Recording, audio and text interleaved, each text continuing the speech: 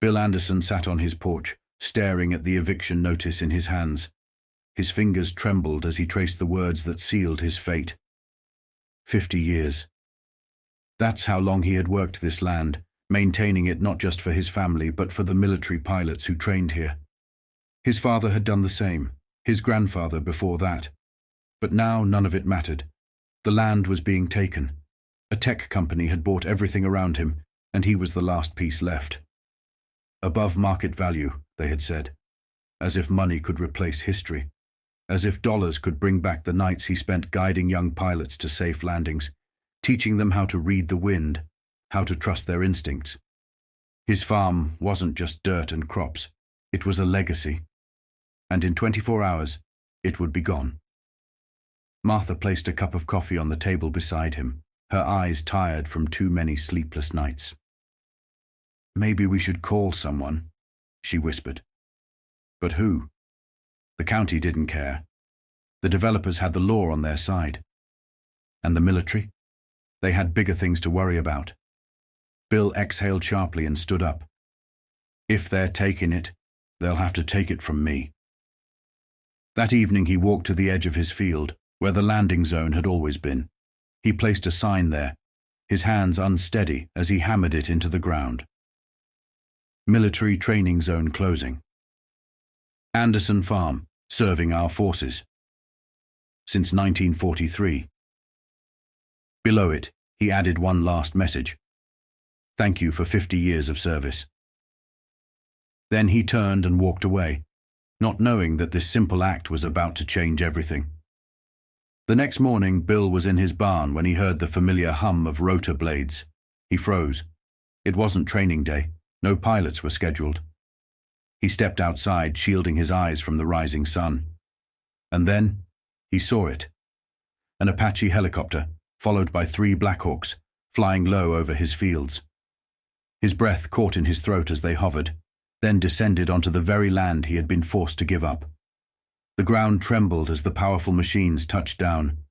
Dust swirled around him. His heart pounded.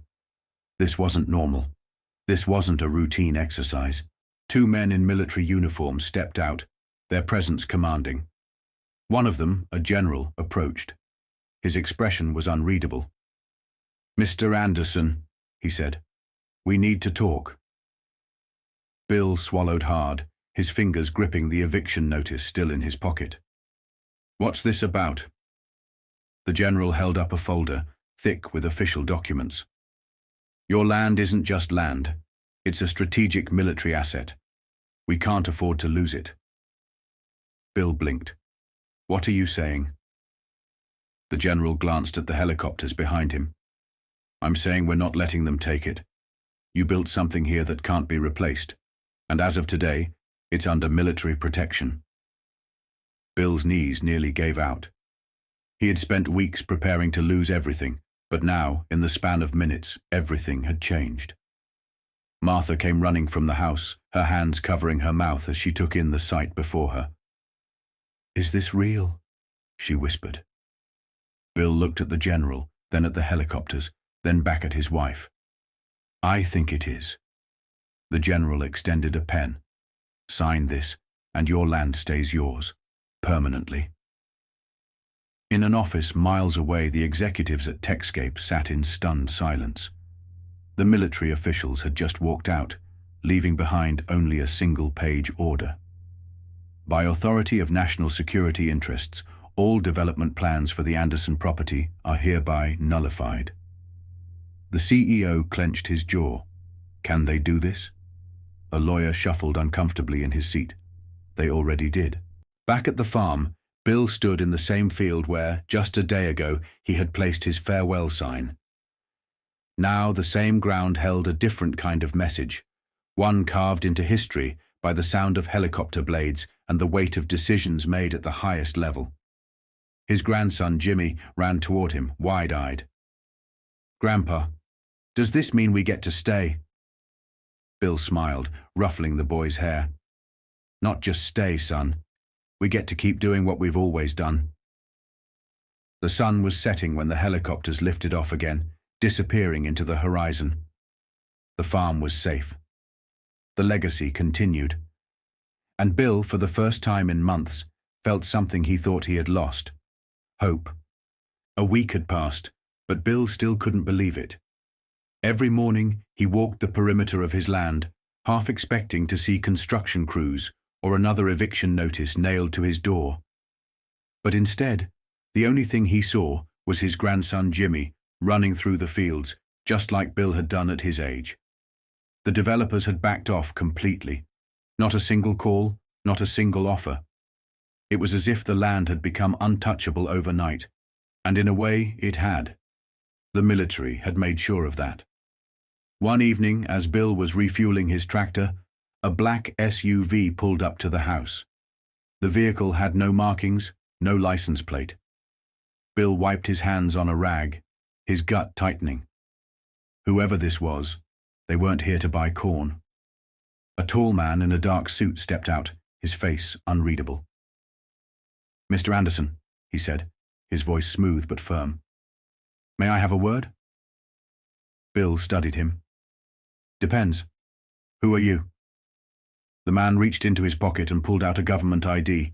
No name, just a title. Department of Defense, Special Affairs. Martha peeked out from the kitchen window, her fingers gripping the curtain. Bill nodded toward the barn. "Let's talk."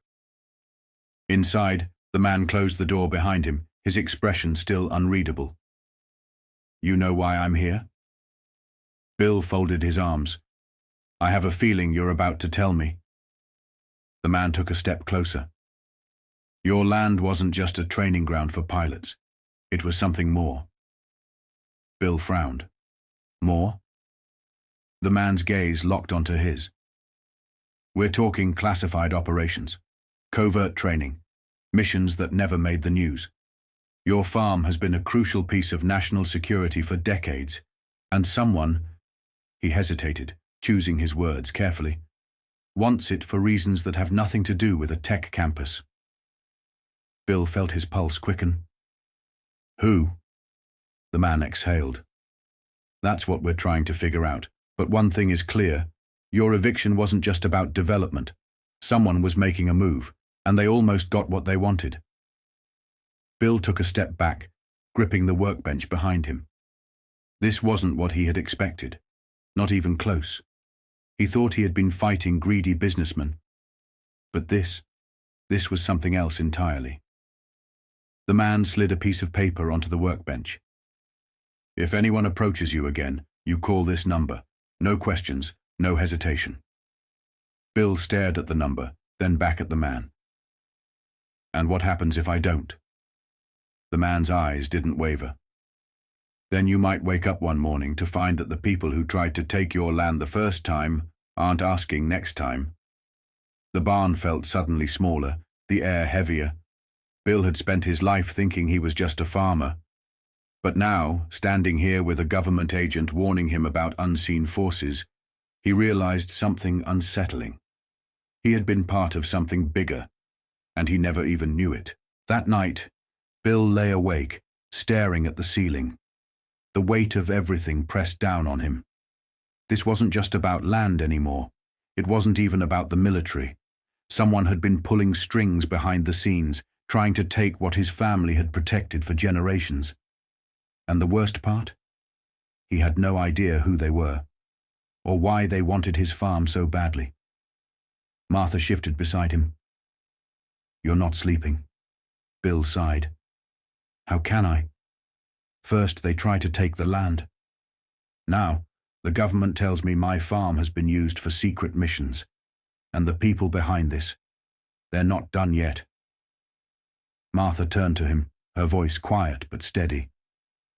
"Then we fight like we always have." Bill glanced at her. The worry was there in her eyes, but so was something else. Determination. She had stood by his side through every drought, every storm, every hardship. If she wasn't ready to give up, neither was he. The next morning, Bill drove into town. He needed answers.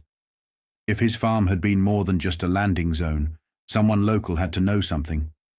He started with the old veterans at the diner, men who had trained on his land years ago. but none of them had heard anything unusual. Then he stopped by the county records office, digging through old zoning laws, military leases, anything that might explain why his farm was suddenly a national security issue. That's when he found it. Buried under layers of old documents was a single classified notice from 1975. It wasn't addressed to him or his family, but to the Department of Defense, Blackstone Initiative. His stomach tightened as he read the words beneath it.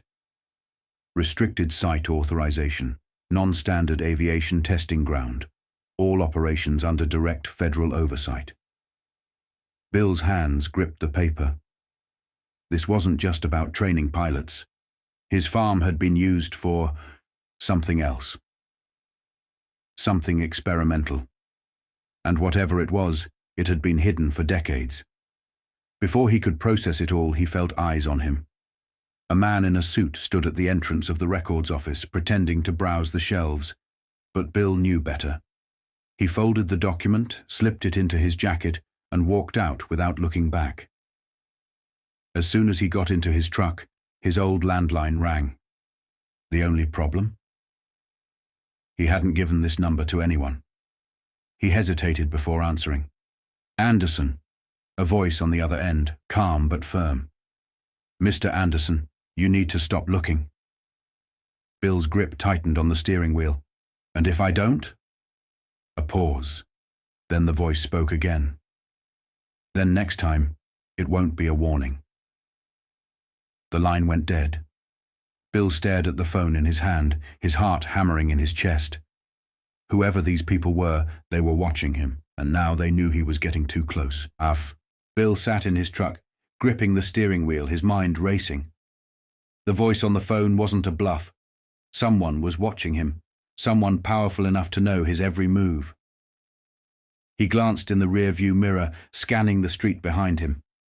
The man from the records office was gone. But that didn't mean Bill was alone.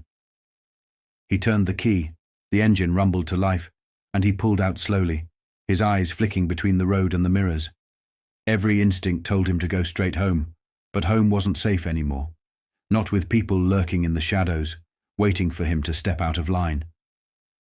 Instead, he took a detour, driving toward the one place that still held some level of authority, the military base 2 towns over. If the government had been using his land for something secret, someone in uniform had to know more.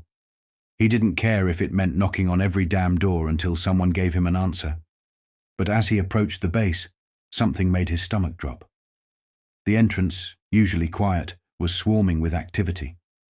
Soldiers moved with urgency, guards doubled at the gates, and in the distance, parked near the airstrip, he spotted something that made his chest tighten.